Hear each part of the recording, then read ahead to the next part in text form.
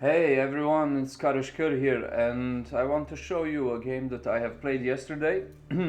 I have actually recorded it previously live, but I was talking about something totally unrelated. But I found this game to be really crazy, and that's why I wanna show it. And it's a mirror match. I want to show it, analyze it a little bit, and see what happened. Because this game is going to be extremely tight. This is my tightest game ever against the Mongols player or against any player in general. So let's see what happened.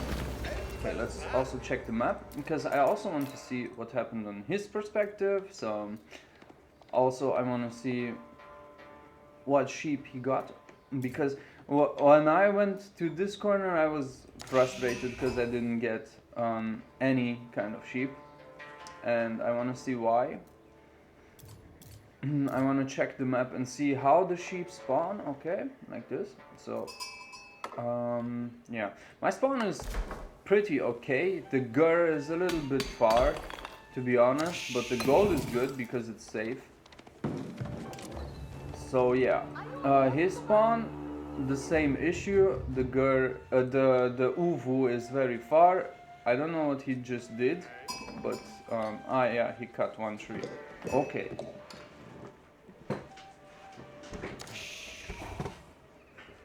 So we're quite on the same level, but he has a better income of food, although I have 10 more stone. Interesting.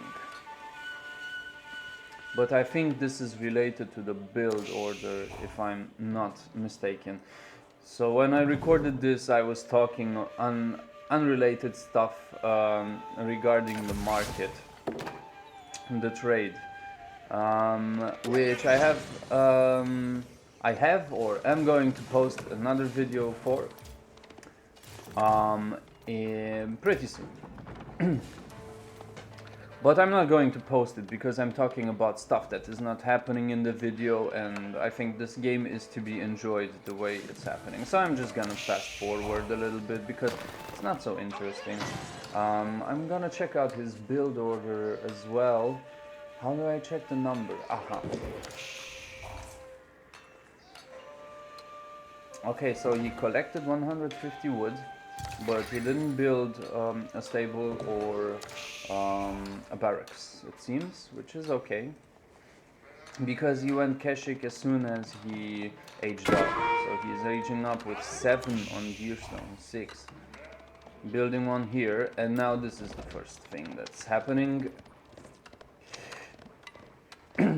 I saw the villager, and I decided to go in with the horseman. And this is, yeah, I tried to exploit the fact that I don't know why he didn't garrison. He was a bit late. Sorry, too late. Yep, so this is what happens if the uvu is too far. And so I got, I think, 50 resources, if I'm not mistaken. Meanwhile, at my base, since I went for the early horseman, I still have to wait a second until I can build the landmark, which I am going to do with 5 villagers. So he is going on with 5, I'm going up with 5 villagers. And okay, he created the stable from here, which is, I think, the correct way to do it, and then just pack it up and put it here. Let's also check the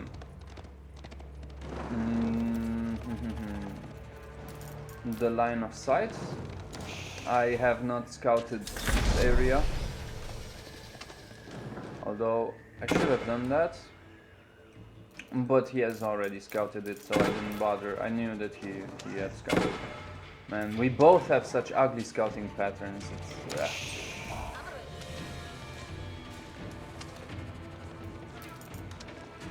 okay, he went H2 already. First cache coming up for him.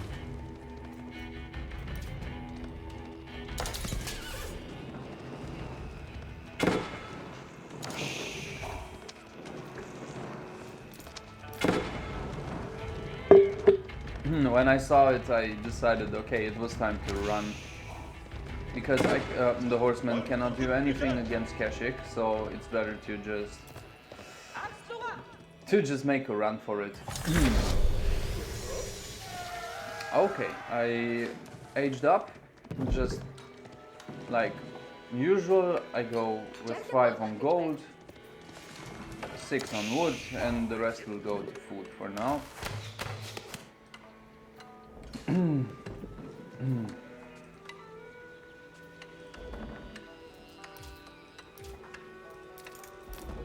Let's check his point of view.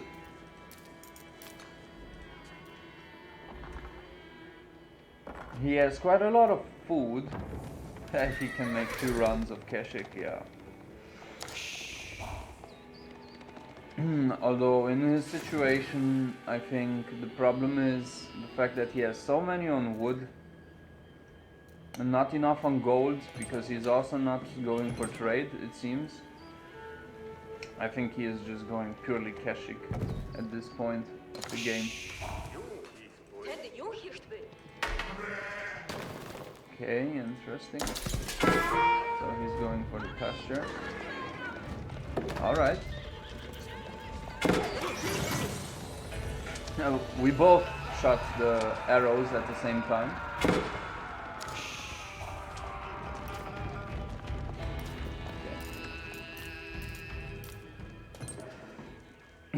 Okay, and by this point I already have the first trader. Income per minute. I'm curious if my income is much better than his due to the fact that I have this trader, which is going to get attacked real bad by 3 wolves here in the corner. So this is going to annoy the hell out of me and the hell out of you, because you will always hear the stupid sound. Meanwhile, let's see. Okay, I decided to leave his Keshik for now. I felt that his Keshik were here, that he was just defending a little bit with it. He went for Spearman, which is okay. I didn't realize this, I didn't know this. But I decided to go around his base and see if I can get some villager kills.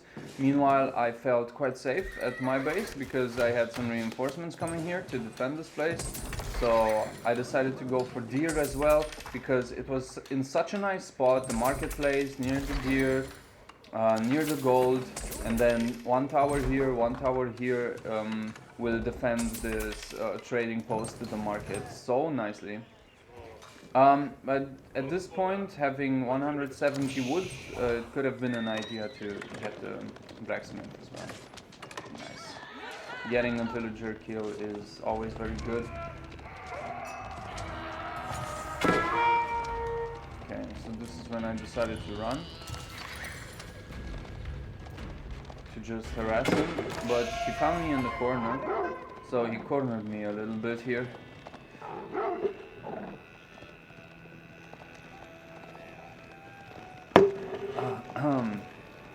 And what I also realized about this map in particular, about the high view, at first I actually liked the map. I have turned my volume down, my game volume down. At first I liked the map, but then I realized that the horses are just getting stuck between the trees, and it is so annoying. Sending reinforcements. Okay, so this is my army. Let's check his as well for a second. So I have 5 horsemen, 2 Keshik. He has 8 Keshik. So yeah, he's in a much better. His army is much heavier than mine. So this is why I'm not going in. I'm just going to poke him a little bit. And I think this is the right play to just go and poke.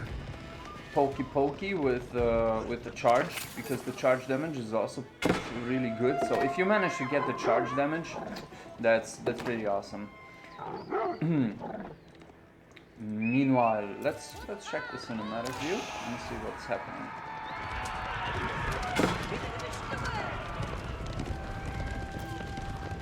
Okay.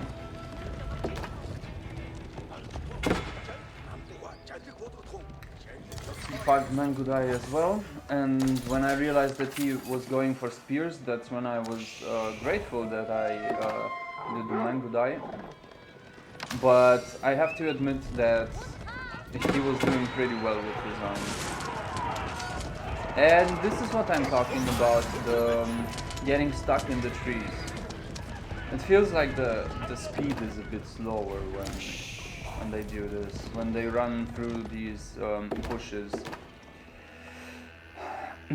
Okay, let's see, how many traders? 5 traders is a very good thing to have at around minute 10, because you get much better value. Okay, let's check this. Yeah, I realize that the spearmen are going to be problematic because charging will be more difficult. By this point I went for 2 archery ranges already. Okay, let's check the traders. So it's only 17 gold, but I think it's still okay. Although I should have built a tower here. This one is okay, but if the Keshi come, they will destroy it easily. A tower here is good, a tower here is good, a tower here is good, and the market have gone a little bit better. And yeah, let's check the battle. I have also put the deer stones here, which was my first mistake. So this was my first mistake, that I put the deer stone here, and then he started attacking it.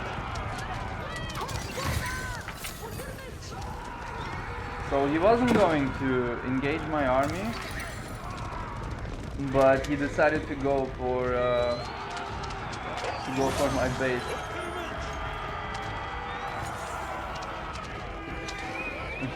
Whenever I see the spearmen pointing their spears, it's clear to me that I don't want to charge that. And now he is going to discover my threat.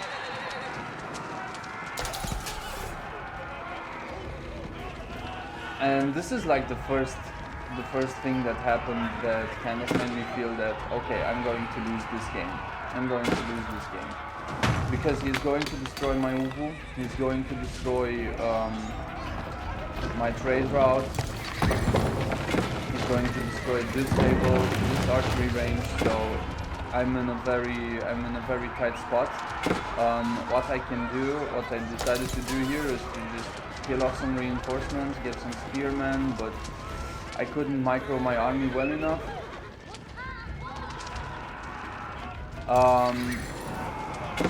And that's why, I kind of allowed him to get to my economy, to my production building, which was really bad. But I'm also diminishing his army by quite a lot. Meanwhile, he's still producing because he has the wood and the food and a few gold units.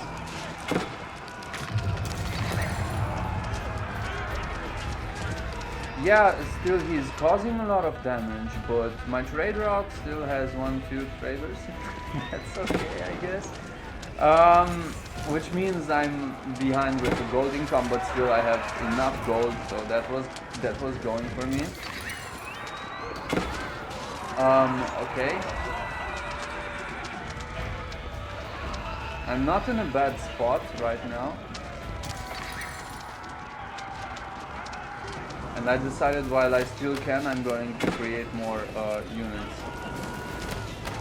And this is where I started engaging his army because I felt, okay, I can do it.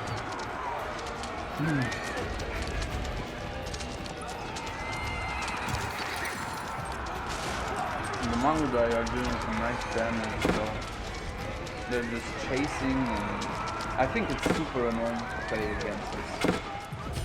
The Mangudai, against the horde of Mangudai. Yeah, and he did some eco damage. Also, what I want to see currently, so I want to see the villager count, because I have 40 economy units. He has 41. So yeah, he did some damage, and he also is doing some damage to the deer stones.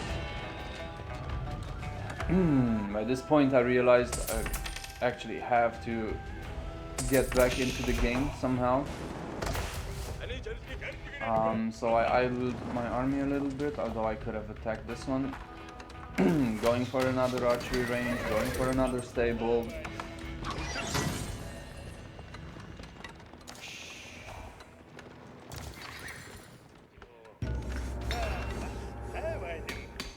Another Uvu for the stone income. My food income was really bad.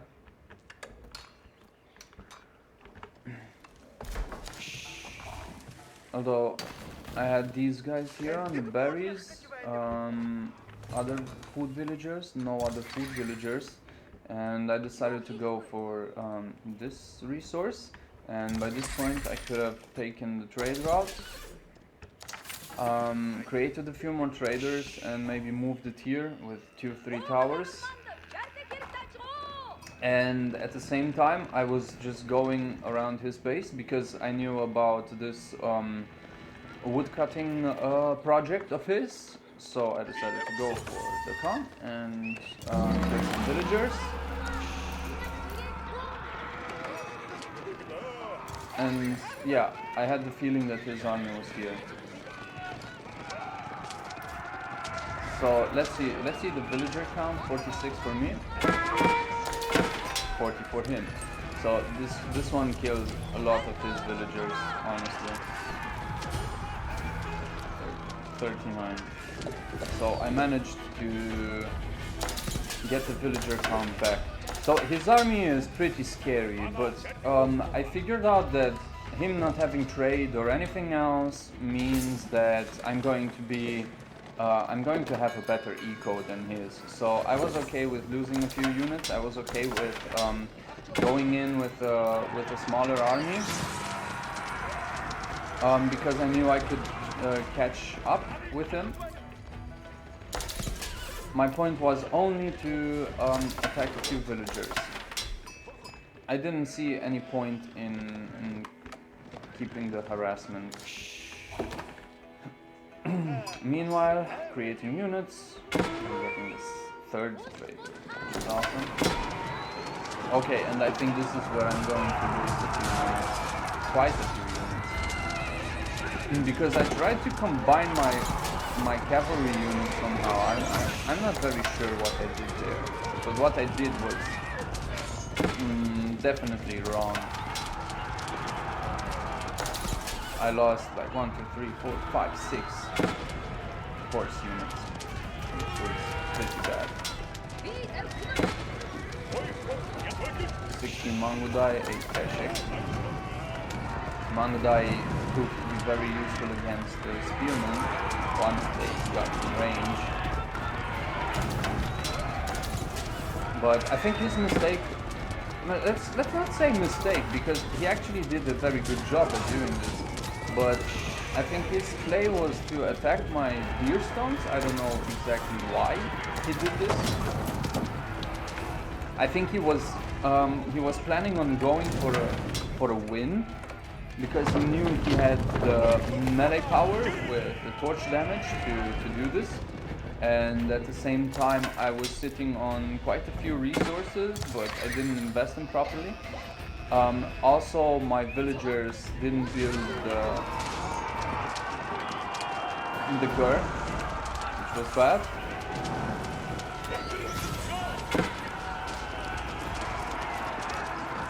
Okay, he split his army. And this is when I noticed him leaving his spears behind. So I intensified my hit and run tactics, which were doing quite some damage in my opinion. Yep, putting the speed arrow, but it didn't do much. Yeah, it seems this combination of infantry and cavalry is not that practical against this hit and run tactics. But what I also want to show you, it's only three more minutes, is the end game. So he was going for another gold, but what I realized his mistake was the fact that he didn't have He didn't have any towers, anything, nothing. No towers, nothing to defend. And I realized this by my first and second raid, that he was not intending on building towers. He was like all in. He was out there to win the game, which was also cool. So this is what I really appreciated about this player, was that he was very determined to win the game. That was pretty cool in how the game turned out, and it was such a close victory for me, extremely close victory, and I think the closest victory that I have ever witnessed. 2 villager kills, 3 villager kills. I'm eating villagers right now. Just as the villagers are trying to eat sheep. So I'm just getting so many villager kills here that I was expecting him to GG. But no, he didn't. He went straight for the deer stones, which I had already repaired. I don't know. I just decided to stick around and kill his goddamn reinforcements, but then I decided, okay, I'm not gonna stick around and kill his reinforcements. I'm gonna run back, right back, galop. I had the towers, I had the villagers inside. I decided, okay, I need to attack this guy. I mean, the town center was losing health so much health.